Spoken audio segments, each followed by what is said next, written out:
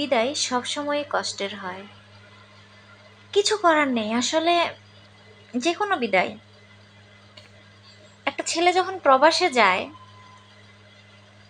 বা কাজের সূত্রে নিজ এলাকা থেকে অন্য এলাকায় যায়, তখন কিন্তু তার ঠিকই খারাপ লাগে। তখন তার বাবা মা তাকে ফিল করে এবং ছেলেটাও তার ফ্যামিলিকে মিস করে। আদারওয়াইজ এই ফিলিংসটা কিন্তু ছেলেদের মধ্যে বা বাবা মার মধ্যে হয় না, কিন্তু মেয়েদের ক্ষেত্রে কিন্তু পুরাই ব্যতিক্রম। বাবার বাড়িতে এসেছিলাম, থাকলাম, অনেক আনন্দ করলাম, কিন্তু এখন চলে যাওয়ার পালা। তো আজকে চলে যাব, এই জন্য আর কি রেডি হচ্ছিলাম। মন খারাপ লাগছিল খুবই, যে আরো কয়েকটা দিন যদি থেকে যেতে পারতাম। আসলে আমি এরকমই করি, আমাদের যাওয়ার কথা ছিল আরো 2-3 দিন আগে, তো পরে আবার যায় নাই। আমি আরিয়ানের পাপাকে বলছিলাম যে আমার আরো কয়েকটা দিন থাকতে মন চাচ্ছে, তো বলছে আচ্ছা ঠিক আছে থাকো। তো আজকেও আমার সেম ফিলিংস, মানে আমি আমার এই মানে কি বলবো, আমার বিয়ের পর থেকেই আমার এই ফিলিংসটা হয়, এত বছরেও এটা আমি চেঞ্জ করতে পারি নাই।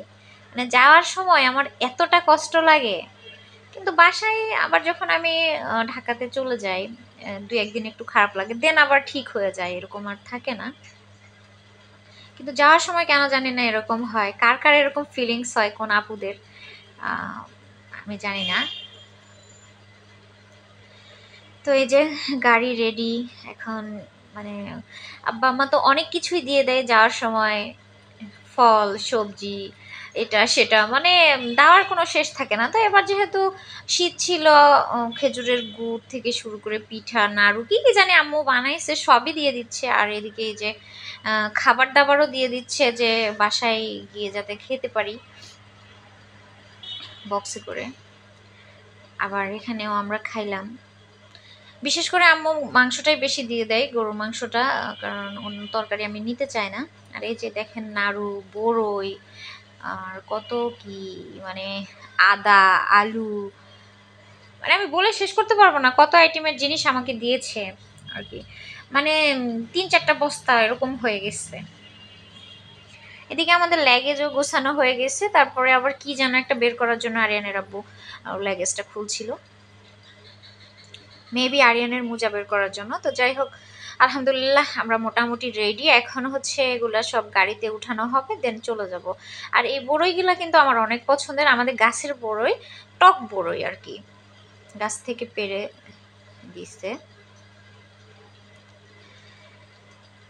তো জীবনটা বড়ই অদ্ভুত, কেন যে এরকম হয় আমি জানি না। কারিন আব্বু কিন্তু আপনারা খেয়াল করছেন ভিডিওর শুরুতে লুঙ্গি পরেছিল, দেন সে এখন প্যান্ট পরেছে, তার মানে এখন আমাদের রওনা দেওয়ার সময় চলে এসেছে। অলরেডি রওনা দিয়ে দিয়েছি। আরিয়ান সোনা তার নানা নানিকে ছেড়ে চলে যাবে। যাওয়ার সময় তার অনেক আনন্দ লাগে, আসার সময় সে অনেক আনন্দ করে, আবার যাওয়ার সময় সে অনেক আনন্দ করে, সব মিলিয়ে জিলিয়ে আর কি। তো এখন চলে যাচ্ছি। সবাই দোয়া করবেন যাতে আমরা সুস্থভাবে উত্তরাতে পৌঁছাতে পারি। উত্তরাতে গিয়ে ইনশাল্লাহ আবারও ভিডিও দিব, আপনাদেরকে কন্টিনিউ করব। তো এই যে আমার চিরসবুজ চিরচেনা গ্রাম, যেখানে আমার নারী পোতা, সেই গ্রাম ছেড়ে চলে যাচ্ছি। আবার কবে আসবো জানি না, আল্লাহ চাইলে আবার আসবো। আল্লাহ পাক আসলে কার নসিবে কি রাখছে এটা আল্লাহ পাকই ভালো জানেন।